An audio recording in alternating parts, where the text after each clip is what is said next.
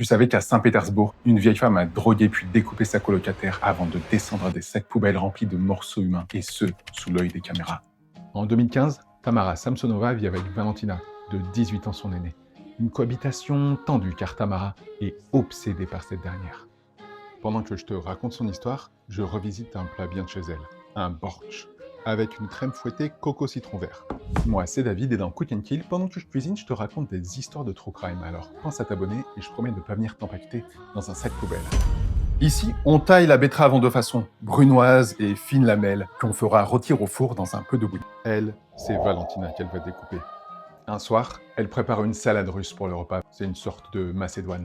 Mais elle y a ajouté un ingrédient supplémentaire. 50 comprimés de phénazépam, un puissant somnifère qu'elle a discrètement réduit en poudre dans la mayonnaise. Quelques heures plus tard, Valia s'effondre dans la cuisine. Alors que je découpe mes légumes, Tamara, elle, commence à découper le corps de sa colocataire.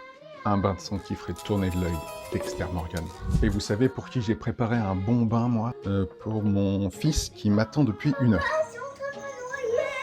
Non, c'est les légumes qui prennent un bon bain, dans le bouillon au kombu, dans lequel je rajoute les betteraves rôties pour donner cette couleur rouge sang. Valentina, elle, est déjà au sec, dans un sac poubelle. Au petit matin, les voisins aperçoivent Tamara descendre, sac après sac, marmite à la main, pour se débarrasser des restes de sa colocataire dans une décharge. De retour au bouillon, j'y fais pocher les pommes de terre et carottes afin qu'elles s'imprègnent de ses saveurs profondes. Et je mixe le bouillon et betteraves rôties avec une petite cuillère de miso blanc pour donner une touche umami.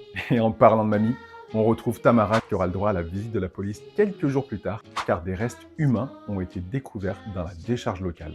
Il est temps d'en finir avec Tamara et avec cette assiette. La crème fouettée coco citron vert apportera une vague de douceur dans votre bouche. Celle qui ne fit preuve d'aucune douceur, c'est Tamara. Elle n'exprimera aucun remords. Elle fut déclarée schizophrène paranoïde et envoyée en hôpital psychiatrique au lieu d'une prison. Et toi, tu penses quoi?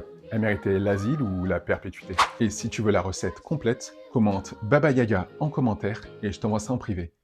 Et maintenant, tu peux dire que